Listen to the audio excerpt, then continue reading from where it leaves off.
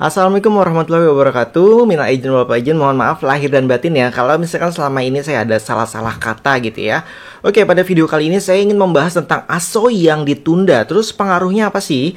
Jadi kemarin kan di video sebelum ini saya minta informasi nih ke sobat yang masuk dalam ASO tahap 1, walaupun lebih banyak yang ditundanya daripada yang sudah diberlakukan gitu ya. Kalau nggak salah yang diberlakukan cuma 2 wilayah apa ya kalau nggak salah. Jadi di sini saya ingin membacakan komentar dari sobat-sobat semua nih yang kemarin wilayahnya masuk ASO tahap pertama, bahkan mungkin yang memang ASO-nya sudah berjalan di tempat mereka ya. Oke, langsung aja ya kita bacakan. Yang pertama dari Fernanda Boy. Di daerah saya jadwal ASO masuk tahap 2, tapi saya sudah pakai STB digital sejak Februari 2022 kemarin. Untuk channelnya lengkap, cuma Viva Group, TV One, dan ANTV sinyalnya nggak konsisten, sering hilang sendiri, kadang normal. Mungkin karena ASO-nya belum selesai total sampai tahap 3, jadi sinyalnya belum maksimal. Ya, memang sampai saat ini sinyalnya dibilang belum merata ya, jadi ya gitu deh. Oke, kita lanjut lagi. Ini dari Riantara, Kalsel, Banjarmasin, padahal berlaku ASO tahap 1. Tapi nyatanya siaran analog masih main atau tidak hilang. Tidak tegas tuh, jadinya nggak karuan tuh. Saya kecewa juga tuh, tidak tepat janji tuh. Ya, itu dia ya. Jadi yang kecewa nggak cuman Riantara aja. Banyak ya yang kecewa, termasuk saya ya. Jadi ternyata di tempat Rian yang ASO-nya tahap 1 pun analognya masih jalan sampai saat ini. Jadi ya entahlah. Oke, kita lanjut lagi. Dari Andreas Galaxy, sistem secara teknis belum siap, nyetel TV digital kadang kayak VCD jadul, putus-putus malah nggak nyaman dilihat, walaupun HD jernih. Maka benerin dan persiapkan dengan baik-baik. Jadi ini masukan buat ya untuk yang penyelenggara TV digital ya. Dan ini ada yang dari Bali, Kinas Al-Niza. Untuk daerah Bali masih belum off bang. Saya di Banyuwangi masih bisa nangkap analognya. Sekarang tanggal 7 Mei 2022. Jadi ternyata memang analognya masih on ya, walaupun sudah masuk ASO. Jadi ya kayaknya seperti tidak ada perubahan ya menurut saya antara ASO dan tidak gitu.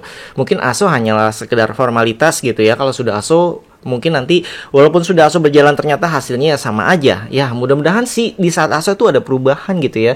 Jadi tepat janji analognya benar-benar dimatiin, siaran digitalnya benar-benar dimaksimalin gitu yang kita harapkan ya. Kemudian lanjut dari Kusnul Ngibat. Saya di Kabupaten Blora kena tahap 1 tapi siaran TV analognya masih bisa. Jadi masih bisa juga analognya ya. Lanjut lagi dari Black Jersey. Lah saya aja di pusat kota Bandung, cuma 18 channel digital, padahal sudah bela-belain beli STB. Karena konon akhir April ini Provinsi Jabar analog switch off, nyatanya PHP. Iya, saya juga kena PHP ya, kita sama ya.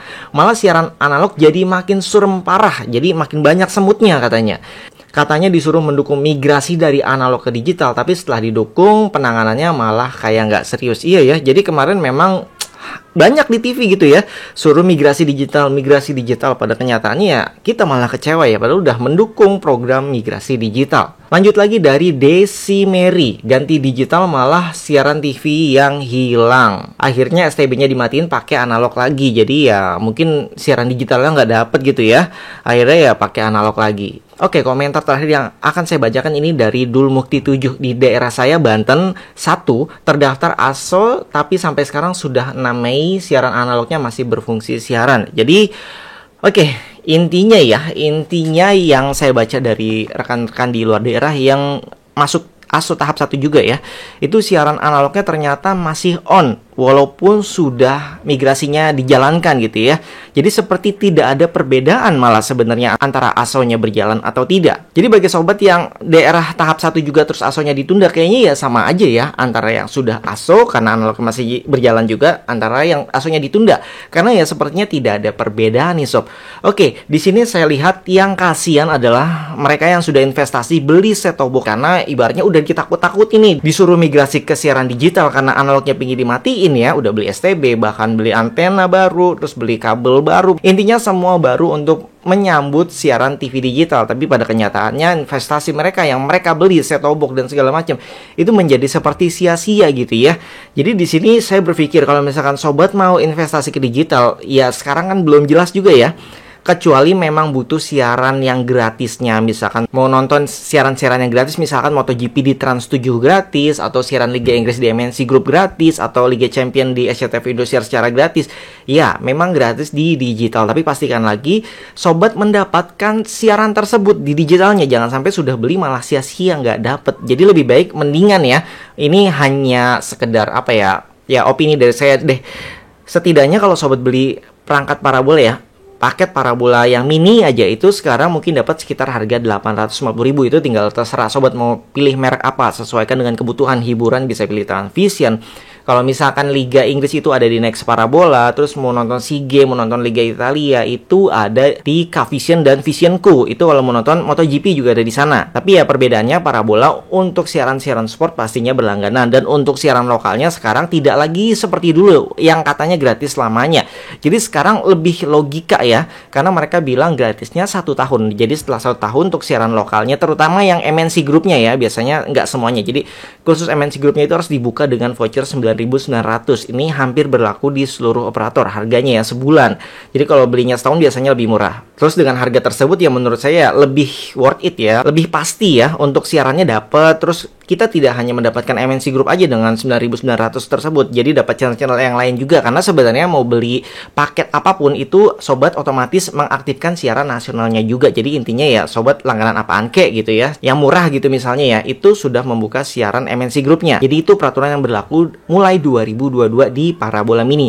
Ini juga berlaku di parabola jaring ya. Tapi ya itu tadi ya, jadi kelebihan digital kalau memang sudah dapat siarannya stabil ya, siaran sportnya gratis. Tapi ya sekarang nggak jelas ya kondisi siaran digitalnya di setiap daerah itu berbeda-beda, jadi belum tentu dapat. Terus kalau di parabola yang mini yang 850.000-an tadi itu ya pastinya kalau hujan hilang sinyal. Tapi ya saran saya di saat hujan deras ada petir gitu ya, itu lebih baik dimatikan, karena antena TV pun beresiko kena petir ya, parabola sama ya, elektronik juga ya, jadi beresiko kena petir. Jadi lebih baik dimatikan. Dan kalau sobat mau parabola yang tahan cuaca ya otomatis pasang parabola CBN yang lebih besar ya. Oke, mungkin itu saja masukan dari saya ya. Jadi silakan sobat pilih dengan bijak mau investasi ke TV digital atau ke parabola mini. Jadi mungkin di sini ada persaingan sehingga ya sobat bisa lihat sendiri ya kenapa ASO-nya ditunda-tunda. Oke, kalau misalkan informasi ini bisa menambah wawasan sobat, silahkan di like, dan yang belum subscribe bisa klik subscribe di bawah ini. Sampai jumpa kembali. Wassalamualaikum warahmatullahi wabarakatuh.